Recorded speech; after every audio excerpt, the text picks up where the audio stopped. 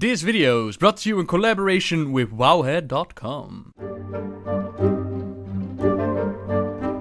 Hello everyone. Our Baine Bloodhoof, grew up as a nomad while his father Cairn led the Bloodhoof Tauren. The reason why they traveled the land and didn't settle, that was due to the ever-hostile centaur. Legends say that out of the black lands of the west came a horde of murderous creatures.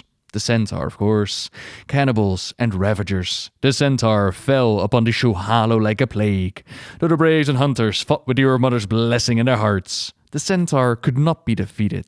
The Shuhalo were forced to leave their ancestral holdings behind and roam the endless plains as nomads forever after. It was held that one day hope would return, and the scattered tribes of the Shuhalo would find a new home under the loving arms of the Earth Mother. That wouldn't happen for a very long time, and the hostilities between the Tauren and the centaur would be so ingrained into their culture, they would even develop nursery rhymes about it. If dust shall rise above the skies, run, my children, run. By beat of drum the centaur come, for mercy they have none. When hoofbeats sound upon the ground, flee, my children, flee, to find the lands where Tauren stands. Do not come back for me. It wouldn't be until Cairn met with Ohn'arah during Warcraft 3 that the Tauren would actually gain a might to put up a real fight, eventually settle in the lands of Mulgore. That didn't mean they were immediately safe though, far from it. The barbarous centaur attacked our village recently. Our chieftain's only son, Baine, was taken captive. The centaur are cannibals and do not keep prisoners for long. We searched everywhere for a sign that Baine was still alive, but we found no trace of him. Poor Cairn has been lethargic for some time. Without his wisdom and leadership, I fear that the centaur will decimate our tribe. Perhaps if you could find some clue as to his son's fate, it might rouse the chieftain from his stupor. Find the Bovan Windtotem out on the plains. He and his brethren will aid you on your search. Rexxar and crew met up with Bovan and the Windtotem Tauren. They have some differences from the other Tauren tribes. They remain nomads, for example, and never settled in Mulgore. They also have a connection to Ohn'arah, seeing visions that they believe come from the Wild God. Brother Windtotem not only locates Baine for them, he personally helps with slaying any that dares to stand in Rexxar's way, returning the child to Cairn home, and after which, Bovan kinda disappeared from the story, and their fate was unknown. Not our Baine though. He would take over leadership after his father's death. And as most can remember, during the Shadowlands, he didn't do a whole lot besides sitting within Oribos. We've had a time jump between Shadowlands and Dragonflight, a few years of honest peace on Azeroth, a time in which Baine has grown ever closer to Mela High Mountain. She is the one that asked us to go ahead and find Baine again, as he's travelled all the way to the Dragon Isles in search of his childhood hero. You see, Bovan has seen visions from Ohn'arah again, this time guiding him and the others to the Dragon Isles. Very similar to how the centaur of the Dragon Isles actually ended up here. They're not the same as the centaur back home, the centaur that has hunted the Tauren for millennia. These on the Isles were actually first, and the wisdom of Ohn'arah guided them here before they would go extinct like the rest of their kinds. With the Isles hidden away, so too were the centaur of the Ohn'arah plains. Then we saw the union of Princess Feradras with Zhaytar, son of Cenarius. Their love, shall we call it, that was responsible for bringing in a new generation of centaur. They were the hostile kind that waged war with the Tauren, even though one of them actually managed to join the Horde. But that's a whole different story. Point being, Baine doesn't know all that history. All he sees are centaur, but we can help out. Our connections to both sides lets us ask for the aid of the Kanamatra, but they got their hands full already.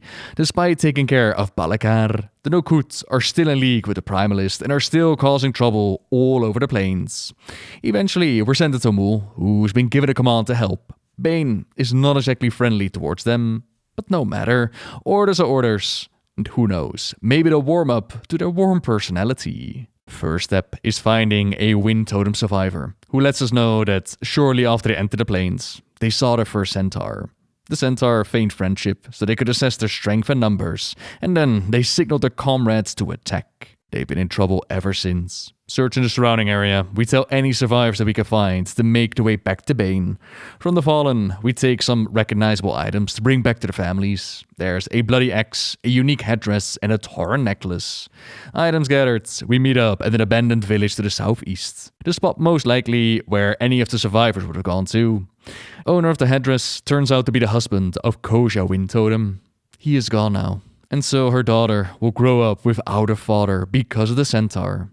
Just as she has. Then the axe that belonged to Ironhoof's friend Nawa, she would never willingly part with it, and since we didn't see a body, there's a chance that she may yet live. And finding the necklace, this one belongs to Bovan himself. Time to go on the attack, see if we can rescue any of the Tauren from the Nokuts. Their camp is in Tumul's old village, her home before the Nokut raids. The corpses of our enemies are decorated with our banners, while we also free some of the captives. The Nokuts have been interrogating them for information on the dragons, the Emerald Gardens, the other centaur, information that these Tauren do not have. They just got here after all. Bovan is still their prisoner, taken elsewhere when they found out that he was the leader. Who knows where they might have ended up now? We got one shot to figure it out. By having one of the Ohn'arah mystics, the ones so insecure Boku, use the necklace. Ohn'arah might bless us with a vision, and after gathering the required reagents, she does just that. Bovan is in the hands of Jamoku, a powerful Nokut and an ally of the Primalists. It means that our friend is an Nokut on hold, not a place you can just walk in and expect to walk out alive. Tumul wants to speak with the Khan first, seeing the danger of this mission, but Baine thinks that there's not a minute to waste. Bovan once followed a vision into the heart of a centaur camp to rescue Baine, and right now, he will do the same. Undetected even, with a few potions that will mask our presence. Using the potions is optional. If you want, you can bloody your hands with as many centaur as you like, but seeing how time is of the essence, it's probably better to use a bit of stealth until the gathered intel leads us to our friends, leads us to Bovan Windtotem. He would talk or he would die, the intel told us, and we can see the results, as we were too late. When I was young, the centaur took me. It was Bovan who found me and aided in my rescue. Without him, I never would have. It was my turn to rescue him, and they have robbed me of it.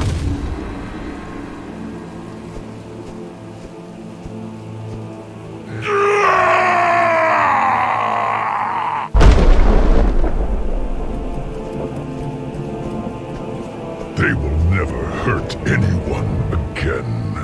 Nokuts, Gelkis, Magram, Kolkar. All the centaur are the same. They plague the land and murder Baine's people. No more. He will end this centaur threat here and now, and we stand at his side as Baine finally gets to show us what an actual powerhouse he is. Drenched in the blood of the enemy, stacking corpses sky high, stomping on their bodies. They don't call him Bloodhoof for nothing. Jamoku is next. Will not leave until he pays for what he has done. Even with the aid of the Primalist, the might of the elements at his fingertips, the centaur still goes down.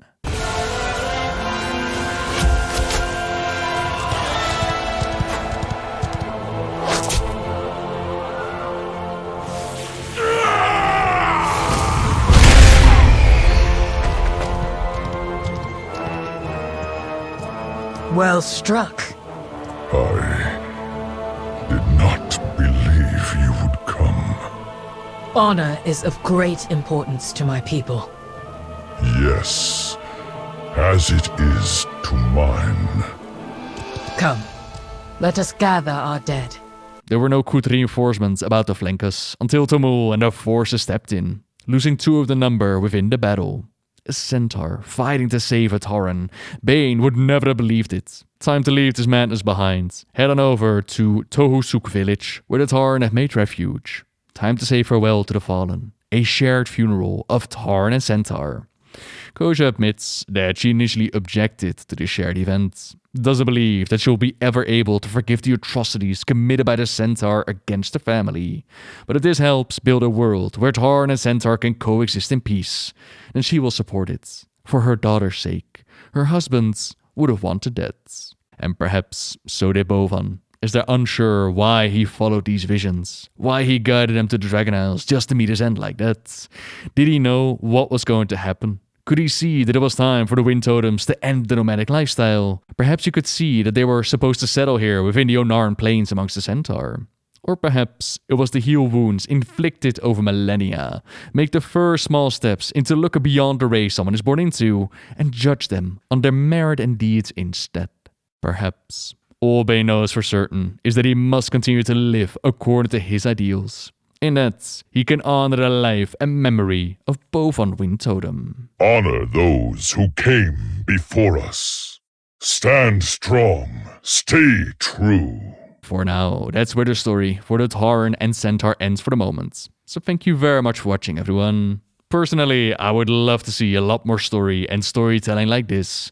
And say that you want more details or just read up on all the things that we talked about today, then check out the related WoWhead article in the description down below. As for me, you can subscribe if you like my videos, leave a like if you enjoyed this one, and until next time, see ya!